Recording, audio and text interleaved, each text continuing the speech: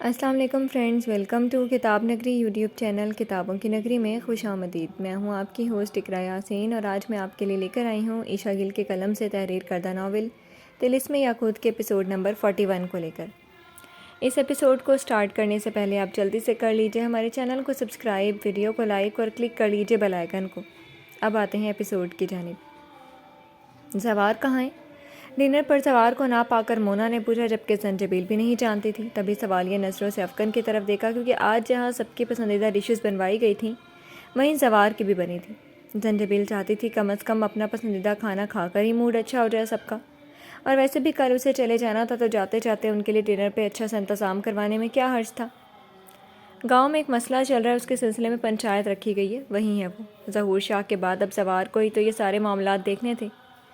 اچھا، مگر اس وقت کون رکھتا ہے پنچایت؟ کھانے کا وقت ہے۔ اس بار بھی مونا ہی بولی۔ پنچایت تو کب کی بیٹھی ہوئی ہے، اب تو شاید آنے ہی والا ہوگا۔ مونا کے سوالوں کے جواب وہی دے رہا تھا، جبکہ سارم خاموشی سے ڈنر کر رہا تھا۔ اسے شاید خاموشی سے کھانا کھانے کی عادت تھی، بلکہ اسے تو شاید اتنا بولنے کی بھی عادت نہ تھی۔ ہاں، مگر دوستوں سے، خاص کر مجرموں سے سچ بلوانا اسے اچھے سے آتا تھا۔ ارے بیٹا، تم کیوں نہیں کھا رہی؟ مونا کا دھیان زنجبیل کی طرف گیا جو یوں ہی بیٹھی ہوئی تھی۔ خالہ کھا تو رہی ہوں۔ اپنی طرف اب کے سب کا دھیان پا کر وہ ہولے سے بولی، کیونکہ وہ ٹھیک ہی کہہ رہی تھی۔ کہاں کھا رہی ہو کچھ؟ سب ویسے کا ویسا ہی پڑا ہے تمہاری پلیٹ میں، انہوں نے اس کی بھری ہوئی پلیٹ کی طرف اشارہ کرتے ہوئے کہا۔ اپنی طرف دیکھو تو کتنی کمزور ہو گئی ہو۔ جب سے کراچی سے اسلام آباد آئی ہو وہ تم تو پہلے والی زنجبیل کہیں سے لگتی ہی نہیں۔ اتنا سا منہ نکل آیا تمہارا۔ اب انہیں وہ کیا بتاتی کہ اس کا یہ اتنا سا منہ اسلام آباد آنے سے نہیں، بلکہ دوسری دنیاؤں میں جانے سے نکلا ہے۔ وہاں کا گزارے لائق کھانا، بے بہا مشقت، طویل سفر، زخموں پہ زخم، ہر لمحے کے خوف اور سوچوں کے انبار نے اس کا یہ حال بنا دیا تھا، اور رہی صحیح کثر اسلام آباد میں موجود آنے والے حالات، یعنی دو اموات اور افقن اور رائم کے بیچ کے انتخاب کے فیصلے نے پوری کر دی۔ کھا رہی ہوں خالہ، اتنا سارا کھانا کھانے کے لیے تو ڈالیں۔ وہ اب اور کیا کہتی، سوائے اس کے اور افقن کے کوئی اس کی کمزور صحت کا سبب نہیں جانتا تھا۔ السلام علیکم۔ زوار بھی چلا آیا۔ سب نے جواباً وعلیکم السلام کہا، اور سارم نے اٹھ کر اپنے برابر والی کرسی پیچھے کھینچتے ہوئے اسے بیٹھنے کی جگہ دی۔ شکریہ۔ ارے واہ، آج تو یہاں بڑی خوشبوئیں پھیلی ہوئی ہیں، لگتا ہے آج خاص قسم کا ڈنر تیار ہوا ہے۔ سارم کو شکریہ کہنے کے بعد اس نے خوشبو سانسوں میں اتارنے کے بعد اندازہ لگایا۔ جی بالکل صحیح اندازہ لگایا آپ نے، آج آپ کی فیوریٹ مٹن کڑھائی بنی ہے، اور کب سے آپ کا انتظار کر رہی تھی کہ کب آپ آئیں اور اس پر نظریں کرم کریں۔ زنجبیل نے یہ کہتے ہوئے اسے کھانا سرو کیا، اور پھر خود بھی کھانے لگی، مگر ابھی ایک ہی نوالا لیا تھا کہ کھانسی لگ گئی۔ اسے کھانسی کیا لگی، افقن کے ہاتھ فوراً کھانے سے رکے۔ اس نے دوسرے گلاس میں پانی ڈالنے کی بجائے اپنا پانی کا والا گلاس پکڑ کر جلدی سے زنجبیل کے لبوں سے لگایا، جسے وہ گٹ گٹ پینے لگی، اور جب گلے سے مرچوں کا اثر کم ہوا تو پیچھے ہٹا دیا۔ افقن کا ایک ہاتھ سے اسے پانی پلانا، جبکہ دوسرا ہاتھ اس کے کندھے پر رکھنا مونا کو بالکل پسند نہ آیا، اور وہ نظریں پھیر گئی۔ اب ٹھیک ہو؟ افقن کے ساتھ ساتھ باقی سب نے بھی بیک وقت پوچھا تو وہ بولنے کی بجائے صرف سر ہلا گئی۔ لگتا ہے اس میں زیادہ مرچیں ہیں، تم اسے چھوڑو یا میٹھا کھاؤ۔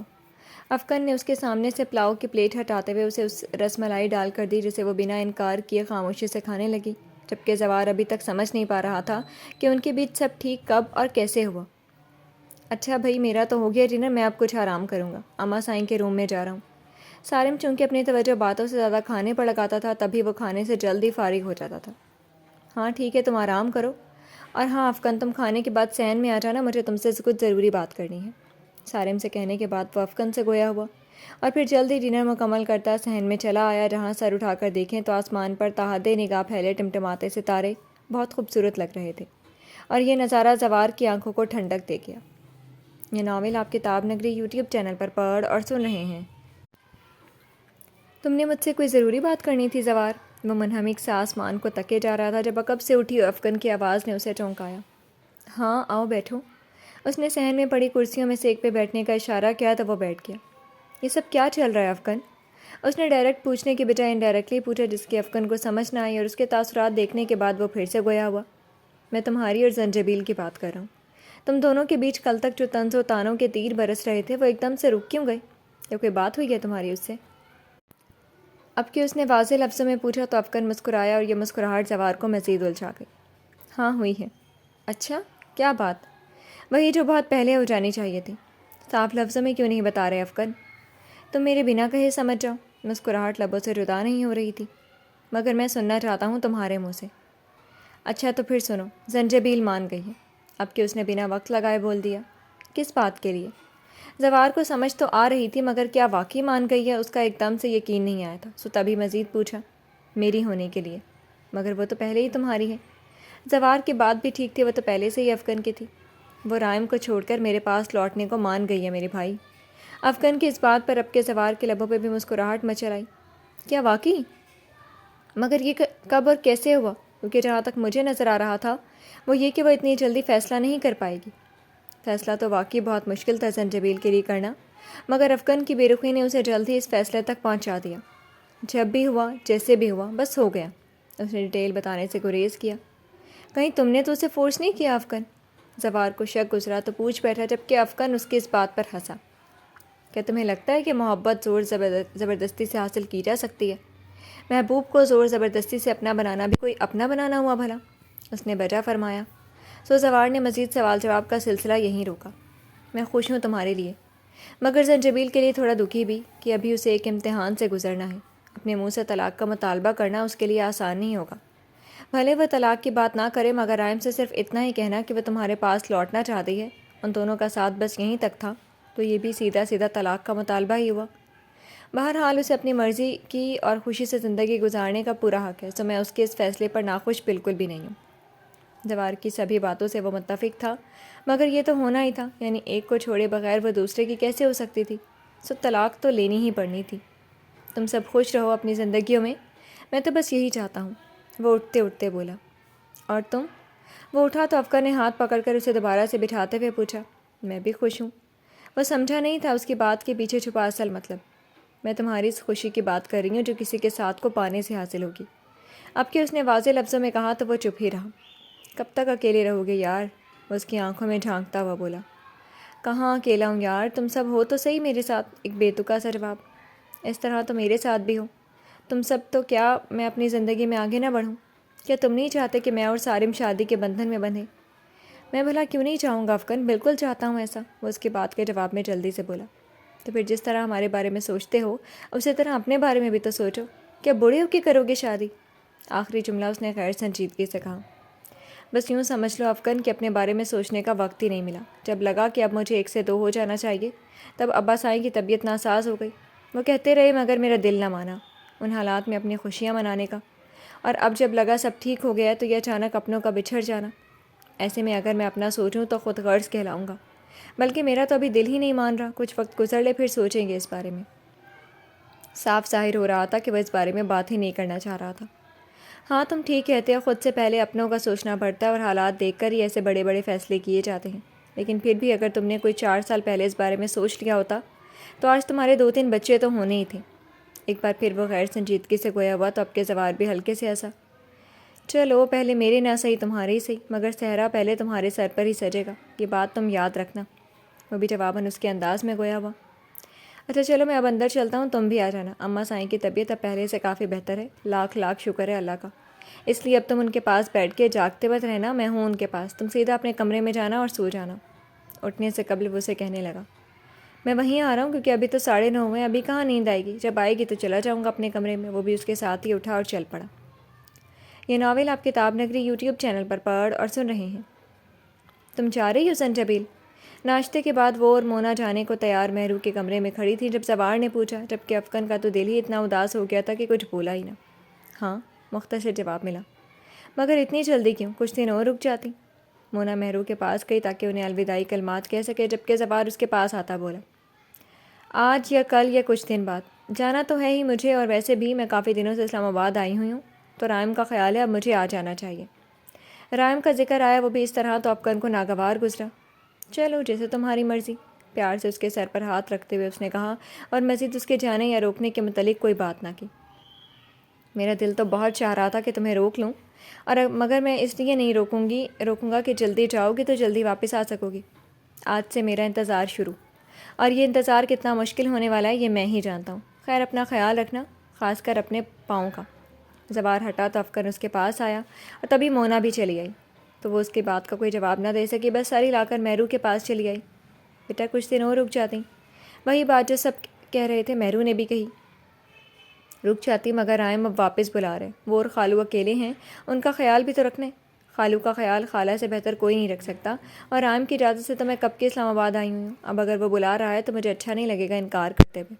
اپنی طرف سے زنجبیل انہیں مناسب لفظوں میں اپنے نہ رکنے کا سبب بتا رہی تھی, مگر اس کا رائم کا خیال ظاہر کرنا, جو کہ وہ جان بوجھ کر ہرگز نہیں کر رہی تھی, مگر مہرو کے ساتھ باقیوں کو بھی ایک آہ بھرنے پر مجبور کر گیا. مگر میں جلد چکر لگاؤں گی, آپ بس اپنا خیال رکھنا. ٹائم پر کھانا کھانا ہے اور ٹائم پہ ہی دوائی لینی ہے.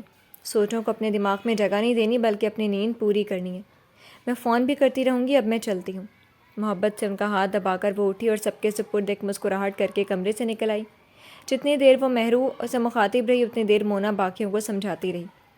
ارے تم جا رہی ہو؟ وہ کمرے سے نکلی تو کمرے کی طرف آتا سارم بولا. وہ ذرا دیر کے لیے حویلی سے باہر گیا تھا, ابھی آیا. ہاں, اور پلیز اب تم مت کہنا کہ کچھ دنوں رک جاتی, کیونکہ میں واقعی رک جاؤں گی.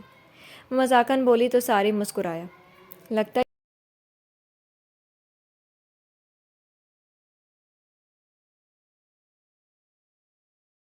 ہاں ضرور. وہ مسکرائی اور بولی, بیٹا ماں کا خیال رکھنا اور اپنا بھی. مونا بھی زوار و رفقن کو کہے جملے اسے کہنے شروع ہو گئیں تو وہ آگے بڑھ گئی. وہ نہیں جانتی تھی کہ دوبارہ اس حویلی کب آئے گی, مگر وہ آئے گی ضرور, یہ اس نے سوچ رکھا تھا. جہاں سے جا کر اسے یہاں واپس آنے کے لیے قدم اٹھانے ہی پڑنے تھے, سو وہ چل پڑی. یہ ناول آپ کتاب نگری یوٹیوب چینل پر پڑھ اور سن رہے ہیں. تمہیں پتہ ہے میں نے تمہیں کتنا مس کیا؟ نہیں, تمہیں بھلا کیسے پتہ ہوگا, تم نے جو مجھے نہیں کیا. وہ چینج کر کے ابھی سونے کے لیے لیٹی تھی. دوپہر میں وہ کراچی موجود تھے اور لنچ تینوں نے مل کے کیا تھا, جبکہ ڈنر پر زنجبیل موجود نہ تھی کیونکہ اسے بھوک نہ تھی, یا پھر شاید اس کا کھانے کا دل نہیں تھا. مگر مونا اور رائم کسی نے اسے فورس نہیں کیا. رائم بھی اس کے برابر آ کر بیٹھا تو وہ جو لیٹی تھی اٹھ بیٹھی اور اس کی دوسری بات پر سر جھکا گئی. ارے اب برا مت مان جانا, میں تو مذاق کر رہا تھا. اسے لگا وہ اس کی بات کو دل پر لے گئی, تبھی وضاحت دیتا بولا. آج اتنے دنوں کے بعد تم گھر واپس آئی ہو, میرے پاس آئی ہو. قسم سے سکون مل گیا تمہیں اس کمرے میں دیکھ کر. تمہارے بغیر تو یہ کمرہ بھی اداس اور ویران لگتا تھا, بلکہ دل تک ویران ہو گیا تھا. دل ہی نہیں لگتا تھا یہاں. تبھی میں ہر وقت خالو کے کمرے میں ہی رہتا تھا, بھلے وہ سو ہی رہے ہوتے. وہ اسے بتا رہا تھا اس کی غیر موجودگی میں گزرا خود پر وقت, مگر وہ تو کسی اور کے دل کو آباد کرنے کا فیصلہ کر چکی تھی. مگر رائم کی باتیں اس فیصلے پر عمل کے لیے مشکل اور رکاوٹ ثابت ہوتی جا رہی تھی, یہ وہ جانتی تھی. اب تو آ گئی ہوں, اب کیا فائدہ ان باتوں کا.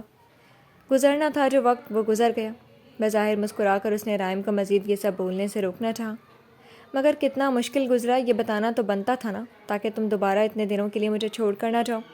اس کی بات سے زنجبیل کے دل میں کچھ چبھا سا تھا. وہ تو اس سے ہمیشہ کے لیے دور جانے کا ارادہ رکھے بیٹھی تھی, مگر رائم وہ تو اسے خود سے ایک دن کے لیے بھی الگ نہیں کرنا چاہتا تھا. میرا بھی دل چاہتا ہے کہ میں اپنوں سے ملوں, اپنے دوستوں کے ساتھ وقت گزاروں, اس لیے اگر رک گئی تھی تو بتاؤ کچھ غلط کیا میں نے. اس نے نہ چاہتے ہوئے بھی شکوہ کر ڈالا. نہیں, کچھ غلط نہیں زنجبیل, کیونکہ میری نظر میں اگر یہ غلط ہوتا تو میں نہ تمہیں جانے دیتا نہ خود لے کر جاتا. مگر اب تمہارے منہ سے اپنے سن کر حیرت ہوتی ہے کہ جن لوگوں نے تمہارے ماں باپ کو مار ڈالا, تمہیں اپنا نہ سمجھا, اب تم انہیں میرے اپنے کہتی ہو اور ان کا اتنا احساس کرتی ہو. رائم یہ بات پہلے ہی کہنا چاہتا تھا جب حویلی گیا, مگر تب حالات ایسے تھے کہ کہتا تو برا لگتا. وہ میرے اپنے ہی ہیں, تب نہ صحیح اب صحیح, مگر احساس و محبت تو ملی مجھے ان کی طرف سے, وہ محبت جس کی مجھے ہمیشہ خواہش رہی. وہ اب حویلی والوں کے بارے میں کوئی بھی ایسی بات نہیں سن سکتی تھی. مگر پھر بھی زنجبیل, وہ تمہارے ماں باپ کے قاتل نہیں ہیں. وہ قاتل, کوئی قتل نہیں کیا انہوں نے. وہ اسے ایک دم سے ٹوکتی بولی تو اسے گویا حیرت کا جھٹکا لگا. تم ایسے کیسے کہہ سکتی ہو؟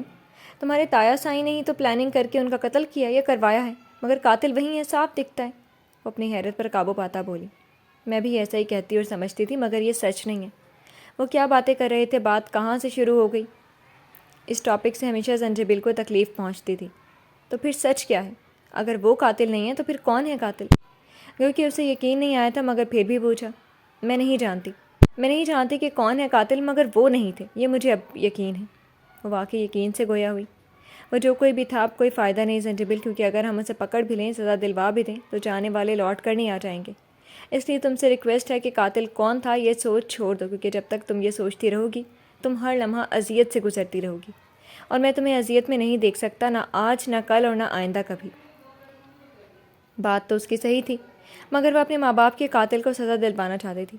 مگر میں چاہتی ہوں رائم کہ مجھے وہ قاتل بس ایک بار مل جائے, اور پھر میں اس کا وہ حشر کروں کہ اسے مجھ سے کوئی نہ بچا پائے.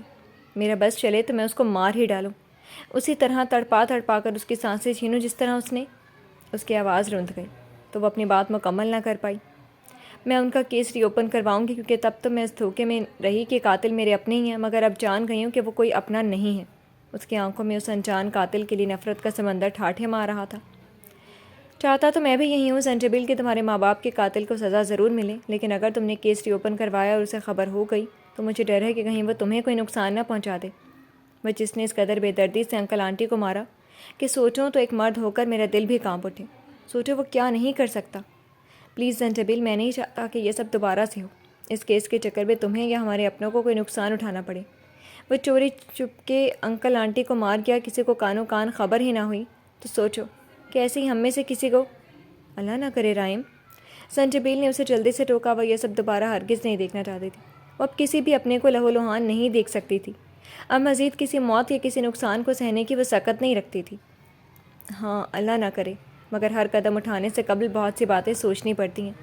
اگر ہم ایسا کریں گے جو جواباً کیا کیا ہو سکتا ہے، چاہے تم مجھے خود غرض سمجھو یا کچھ اور، مگر میں چاہتا ہوں کہ جس طرح ہماری زندگی چل رہی ہے اسی طرح ہنسی خوشی چلتی رہے۔ میں ہم دونوں کی زندگی میں کسی طوفان کو آنے نہیں دینا چاہتا۔ اب زنجبیل اسے کیا بتاتی کہ وہ جو کوئی ارادہ کیے بیٹھی ہے طوفان تو اس سے بھی آئے گا۔ وہ رائم کی سب باتوں سے اتفاق کرتی تھی، مگر اس کا دل کہتا تھا کہ تب تک چین سے نہیں بیٹھنا جب تک قاتل نہ مل جائے۔ مگر قاتل ملنا اتنا آسان تھوڑی نہ تھا۔ قاتل تو تب بھی نہ ملا جب اس نے ظہور شاہ پہ الزام لگایا تھا۔ تب کتنے دنوں تک یہ کیس چلتا رہا، مگر پھر جب وہ کتنے دنوں تک واپس نہ آئی اور قاتل کا پتہ نہ چل سکا تو اس کیس کو بند کر دیا گیا، ورنہ نجیب شاہ اور اس کی بیوی کا قتل کوئی عام بات نہ تھی۔ تمہاری ساری باتیں ٹھیک ہے رائم، مگر میرے دل کو چین نہیں پڑتا۔ اس نے اپنی مجبوری بتائی جو اسے اکسا رہی تھی کہ کیس ری اوپن کروایا جائے۔ تو کیا تم اس بات پہ ڈٹی رہو گی، یعنی تم اب واقعی ایسا کرنے والی ہو؟ ایک آخری بار اس نے پوچھنا چاہا، جبکہ رائم کی باتوں نے اسے سوچ میں مبتلا کر دیا تھا۔ چاہتی وہ بھی ہرگز نہ تھی کہ اس کے اپنوں کو کوئی نقصان پہنچے، اور وہ قاتل اسے بھی کوئی کافی خطرناک لگتا تھا۔ تبھی ایک لمبی سانس بھرتی بولی، نہیں میں فوری طور پر کچھ بھی کرنے کے قابل نہیں۔ تمہاری باتوں نے میرے اندر بھی خوف پیدا کر دیا، یعنی یہ سب تو میں نے سوچا ہی نہیں جو بھی تم نے کہا۔ اس کے ارادے میں کمزوری پیدا ہو چکی تھی۔ دیکھو زنجبیل، میں ہماری زندگی میں کوئی بھی ایسا نقصان نہیں چاہتا جو دل پہ ایسے زخم چھوڑے کہ جن کا پھر ساری عمر بھرنا مشکل ہو جائے، جن سے زخم رشتہ ہی رہے اور درد کی انتہا ہو جائے۔ مگر میں تمہیں کسی بھی چیز کے لیے فورس کبھی نہیں کروں گا، اس لیے تم جو بھی کرنا چاہو میں تمہارے ساتھ ہوں۔ اپنی ذات کی حد تک تو میں تمہاری خاطر ہر نقصان برداشت کرنے کو تیار ہوں، بس تمہاری اور باقیوں کی فکر ہے۔ مگر پھر بھی تم جب بھی چاہو مجھے اپنے ہر فیصلے میں تمہارے ساتھ ہی پاؤ گی۔ اس کے ہاتھ پہ اپنا ہاتھ رکھ کر دباتے ہوئے اس نے اپنی ان باتوں سے ایک اچھے شوہر ہونے کا ثبوت دینا چاہا تو وہ نمی بھری آنکھوں سے مسکرائی۔ اچھا چلو ہم اس بارے میں مزید بات نہیں کرتے۔ دیکھو تو تمہاری آنکھیں نم ہو گئی ہیں، اور تمہیں پتہ ہے نا کہ میں ان آنکھوں میں ایک آنسو بھی نہیں دیکھ سکتا، اس لیے چلو شاباش اس نمی کو واپس موڑ لو، ایک آنسو بھی ٹوٹ کر گال پر نہ بہے۔ زنجبیل کے خشک آنکھوں میں نمی اترتے دیکھ کر فوراً ہی اس نے اس ٹاپک کو کلوز کیا۔ میں ٹھیک ہوں، وہ زبردستی مسکرائی تاکہ وہ بھی اس کی طرف سے ایزی ہو جائے۔ تم نے ڈنر نہیں کیا؟ میں نے فورس نہیں کیا، مگر کل تم ڈنر لازمی کرو گی، اور وہ بھی میرے ساتھ۔ اس نے بات کا رخ بدل دیا۔ اچھا جی، اور یہ بیٹھے بٹھائے باہر ڈنر کا خیال کیسے آ گیا؟ اس نے بھی اپنا موڈ ٹھیک کیا۔ یہ خیال تو مجھے کوئی 1.5 ہفتہ پہلے آیا تھا، جس پر عمل کرتے ہم باہر جانے بھی والے تھے، مگر تمہارا کزن آ گیا، ہم اسلام آباد چلے گئے اور ہماری ساری پلاننگ وہیں کی وہیں رہ گئی۔ سو کل ایسا کچھ بھی نہیں ہوگا۔ تم کل وہی ریڈ فراک پہنو گی جو اس روز میرے لیے پہنی تھی، بالکل ویسے ہی تیار ہوگی جیسے اس روز ہوئی تھی، ٹھیک ہے نا؟ رائم نے اسے گزرے اس رات کا ڈنر یاد کروایا تو اس کے لبوں پر ایک افسردہ سے مسکراہٹ در آئی، کیونکہ وہ اس رات اس ریڈ فراک میں ڈنر کے بجائے سیدھا دوسری دنیا میں گئی تھی اور وہاں بہت سی یادیں چھوڑ کر آئی تھی۔ ایک تو تم اور تمہاری بات بات پر کھو جانے والی عادت۔ خیر مجھے جواب ملے گا محترمہ۔ رائم کی بات پر وہ چونکی اور وہ 2 حرفی ہاں کہتی بیڈ سے ٹیک لگا گئی، جس کا مطلب تھا کہ وہ اب سونا چاہتی ہیں۔ لگتا ہے سفر نے اور حالات نے تھکا دیا۔ اینی ویز تم سو جاؤ، مجھے آفس کا کچھ کام ہے، میں وہ کر لوں۔ وہ اس سے کہتا سائڈ ٹیبل سے اپنا لیپ ٹاپ اٹھائے گود میں رکھے نیم دراز ہو گیا، جبکہ زنجبیل نے اپنی جانب کی لائٹ آف کی اور آنکھیں موند گئی۔ جی تو فرینڈز، کیسی لگی آپ کو آج کی ایپیسوڈ؟ کمنٹ سیکشن میں ضرور بتائیے گا۔ پھر حاضر ہوں گے ناول کے نیکسٹ ایپیسوڈ کے ساتھ، تب تک کے لیے اجازت دیجیے۔ شکریہ، اللہ حافظ۔